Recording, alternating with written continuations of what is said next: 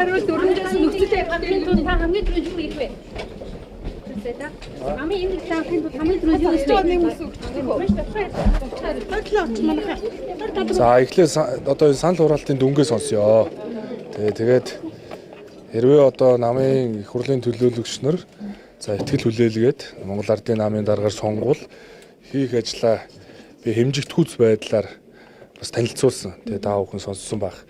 Тэгэхээр энэ И4 гэдэг байгаа стратегийг хэрэгжүүлнэ. Тэгээд Ардын нам бол ард түмнээсээ алсарсан байна.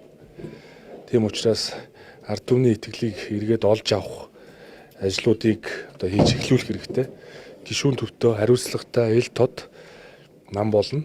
Тэгээд улс төрийн намын одоо хуулийг одоо чанд мөрдөн. Тэгээд дөрмөө бол бүрэн нийцүүлнэ. Ингээд хэрвээ одоо тэр намын одоо шийдвэр гарсны дараа бол би өөрөө эхний ажлаа бол намын гишүүдээ сонсохоос эхэлнэ. Тэгээд орон нутгийн байгууллагуудтай ажиллана, намын анхан шатны байгууллагуудтайгаа ажиллана. Тэгээд намын анхан шатны байгууллагууд ажиллаж байгаа одоо өөрийнхөө хуралд, хорооныхоо хуралд, сумынхаа хуралд идэвхтэй оролцдог гишүүд гэдэг бол ард түмний төлөөлөл шүү дээ. Тийм учраас зөвхөн ард түмэн гэдэг байхгүй, ардын намын гишүүд өөрсдөө бас шүүмжилж байна. Тэгээд та бүхэн одоо улс орныхоо нийтлэг эрх ашигыг бод, намын гишүүдээ сонс. Тийм учраас ажилдаа орлоготой одоо эрүүл боловсралтай Монгол хүнийг одоо би одоо бүтээн гэдэг энэ намын мөрийн хөтөлбөрт суулсан олон зорилтуудаа мартаж эзэж болохгүй гэдгийг одоо шүүмжилж байгаа. Тэгээд бид бол үүнтэй санал нэг байна. Тийм учраас ардын нам гишүүдээ сонсно, ард түмнээ сонсно. Итгэл алдарсан итгэлийг эргүүлж олж авна. Тийм учраас одоо хариуцлагатай ажиллах болно гэдэг. Намын дарга бол их хурлын дарга болох юм уу? Өдөө тийм асуудал яригдаг байна. Тий. Өнөөдөр эхлээд энэ чинь намын их хурл оролцож байна. Монгол Ардын намын одоо хөвөлтэй хүмүүс одоо намыг бас хагаралт бүрддэг шүү дээ. Тэгэхээр яг цаашдаа энэ байдлыг харахын тулд одоо ямар алхам би бол намын анхан шатны байгууллагынхаа гишүүд дэмжигчдэр дээр илүү түшгэлж ажиллая гэж бодож байна. За бүх төвшөнд эн чинь бол Ахмад дунд залуу үеийн төлөөллийн оролцоог тэг шангана.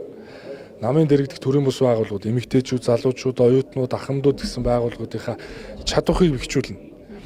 Дээрээс нь ер нь одоо ингээд нэг тооноор орж ирээд нэр дэвшдэг. За одоо намын ажил, амьдрал, төрийн ажлын туршлага муутай хүмүүсийг одоо бүх шатанд одоо улс төрийн дэмжлэг үзүүлснээсээ болоод одоо намын нэр хүнд унж байна. Авилга ашиг сонирхлын олон хэрэгүүдтэй холбогдож байна. Энэ нь өөрөө цөөн хүний асуудлаас болоод 300 гаруй мянган гишүүд дэмжигчдийн нэр хүнд унж байгаа дээр бид үнэлт дүгнэлт хийх ёстой. Дээрээс нь энэ мөрийн хөтөлбөр 72%-ийг нь засгийн газрын хөтөлбөр тусгасан байдаг. Сая 5 жилийн чиглэл дээр ч гэсэн тусгасан. Тэгээ намын мөрийн хөтөлбөрөөр хэрэгжүүлнэ гэж ард иргэдэд амлчаад мөрийн хөтөлбөр дээр үнэлгээ хийж чадахгүй байна. Тийм учраас мөрийн хөтөлбөрийн хэрэгжилтэн дээр үнэлгээ хийх одоо баг байгуулна. Тэгээ мөрийн хөтөлбөр дээр үнэлгээ хийн. За ингээ үнэлгээд хэрвээ тухайн салбарт мөрийн хөтөлбөр хэрэгжиж байгаа бол хэрэгжихгүй байгаа бол одоо тэр тухайн засгийн газрын гишүүнд тэр төрийн захиргааны төв байгууллагад за намын одоо зүгээс улс төрийн дэмжлэгээр одоо томилогдсон сонгуульт албан тушаалтнуудад хариуцлага ярина. Тэгээ ер нь одоо гишүүдийг бол идэх оролцооных нь оноогоор ёс зүйн кодтой болгоно гэдэг шүү дээ. Тэгээ ёс зүйн стандарттай болгоно. Ёс зүйн одоо ноцтой зөрчил гаргаж ивэл оноог нь хасдаг. Тэгээ цаашдаа улс төрийн дэмжлэг үзүүлдэггүй. Авилга ашиг сонирхлын янз бүрийн хэрэг төвөгт орооцолтвол дахиж улс төрийн дэмжлэг үзүүлэхгүй байх дээр би хатуу зарчим барина. Тэгэхээр одоо ер нь хаанаа жоохон зарчимтай ажиллая. Тэгээ хариуцлага ухамсарлая. Чи эрх үүргийн нэгдэл бол өөрөө хариуцлага. Эрхээ эдлгээл ярьдаг мөртлөө үүргээ хүлээхээ ярьдаггүй. Ийм л болчиход байна шүү дээ. Тэгэхээр хариуцлагатай бай. Одоо тохиолдол яг энэ авилга албан тушаалын гэдэг хэрэгт холбогдсон буюу хүмүүст одоо улс төрийн дэмжлэг үзүүлэхгүй гэдгийг ярьж байсан. Өнөөдөр ч гэсэн ярьж байна. Хамгийн гол нь одоо бодит хэрэгжилтийг яаж хангах вэ? Тэгээд тэр зарим одоо гишүүд анхан шатны гишүүд хэлж байна. Ганц нэг хүнийг одоо асуудлыг хариуцлага тооцсон юм шиг авч үзээд цаана байгаа хүмүүс бодитоор бас юм хариуцлага тооцоолохгүй байна. Энэ нь одоо итгэлийг бол алдруулж ийн гэж хэлж байна. Тэгээ 30 дугаар их хурал дээр дэвшүүлсэн шүү дээ. Оюун эрдэнэ дарга өөрөө дэвшүүлсэн. Тэгээ би энэ бодлого үйл ажиллагаа дэмжиж байгаа. Авилгатаа тэмцэе.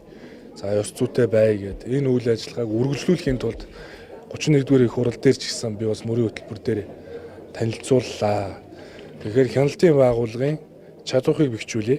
Хяналтын байгууллага бол дэргэдээ ёс зүйн хороотой. Хяналтын орооны дэд дарга ёс зүйн ороогоо ахалдаг. Тэгэхээр амьтаа болгоё. Тэ? Бүх төвшөнд хяналтын байгууллага, ёс зүйн байгууллагуудын идэвхийг нэмэгдүүлнэ гэсэн үг. За ингээд өөрсдөөсөө хариуцлага ёс зүй шаардаад эхлэхээр ардын намд итгэх итгэл бол одоо мэдээ зэрэг ёстой. Тэгээ хариуцлагатай ажиллана л гэж бодож байна. Ийм эдийн засгийн байдлыг хүнд бааштай.